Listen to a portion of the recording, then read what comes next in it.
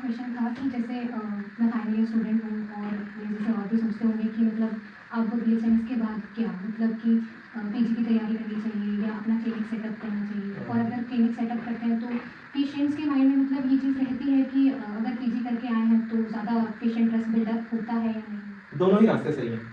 अब ये डिपेंड करता है कि आपका टारगेट क्या है, आपको लाइफ में क्या चाहिए। क्या आप एकेडमिक्स में जाना चाहते हैं या आप केवल अपने आप को क्लिनिकल प्रैक्टिस में लिमिट रखना चाहते हैं?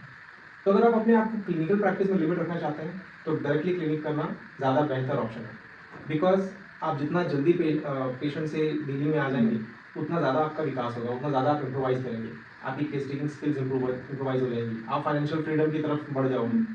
आपका जो चैलेंजेस कोई भी एक प्रैक्टिस में फेस करता है वो सारे आप देख लोगे बहुत ही कम समय में, और बाय द टाइम जो आपके एमडी वाले फ्रेंड्स होंगे वो एमडी करके निकलेंगे, आपका क्लिनिक सेट हो चुका होता है। तो अगर आप केवल अपने आप को क्लिनिक तक ही सीमित रखना चाहते हैं तो डायरेक्टली प्रैक्टिस में जाना सबसे बेस्ट ऑप्शन है।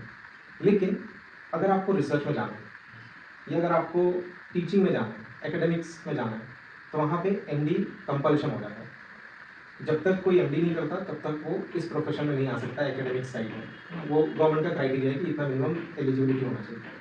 अब अगर आपको ये तरफ जाना है तब वहाँ पे पीजी कंपल्सरी है। दूसरी बात, एमडी करने से एक डेप्थ आता है नॉलेज में, आपका ऑर्गन इम्प्रोवाइज हो जाता है, आपका मटीरियल मेडिकल इम्प्रूव होता है, रिकॉर्डाइजेशन स्किल्स आपके इम्प्रूव होते हैं, और क्योंकि आप इतने समय पेशेंट्स पर ही वर्क करते हैं तो आपका केस का स्किल भी समवॉट इम्प्रोवाइज होता है।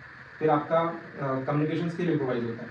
तो इस तरीके से अगर आप एकेडमिक्स में अगर आप पीजी लेते हैं, एमडी करने जाते हैं, तो ये सारे बेनिफिट्स आपको वहाँ पर मिलते हैं।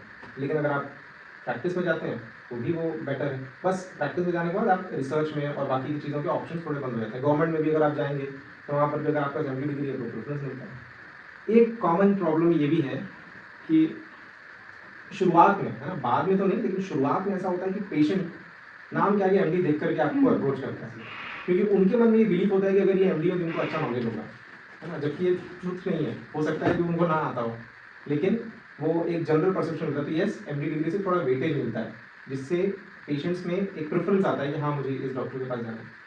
शुरुआत में ही भले काम कर सकता है, लेकिन बाद में तो फिर वो पेशेंट टू पेशेंट ही जाता है। फिर वहाँ आके वो डिग्री में देखता है कि एमडी है या बीएचएमएस है, वो आ ही जाते हैं। सर बेसिकली मतलब आपका माइंड मेकअप क्लियर होना चाहिए कि आपको हाँ, होम्योपैथी का लिमिटेशन सिर्फ यही है कि अगर हम कॉन्फिडेंट नहीं है, अगर हमने हमारा ऑर्गन नहीं पढ़ा है, अगर हमने हमारे मटेरियल मेडिकल को नेग्लेक्ट किया है, अगर हमने हमारे जो रिकॉर्डाइजेशन स्किल्स हैं, टेक्निक्स हैं, उसको अगर हमने नेग्लेक्ट किया है तो मुश्किल आएगी प्रैक्टिस में।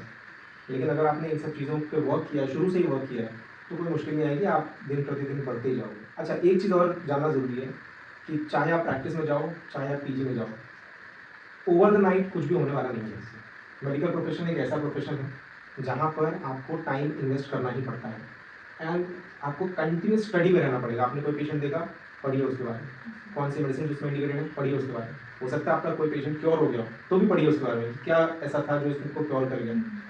हो सकता है कोई पेशेंट इंप्रूव ना कर रहा हो तो भी आप उसके बारे में पढ़िए कि ऐसा क्या है जो इसके अंदर रह गया। तो प्रैक्टिस को इसीलिए प्रैक्टिस कहा जाता है क्योंकि हम कॉन्स्टेंटली अपने आप को इवॉल्व करते रहते हैं, रोज़ कुछ ना कुछ नया हम सीखते रहते हैं, समझते रहते हैं।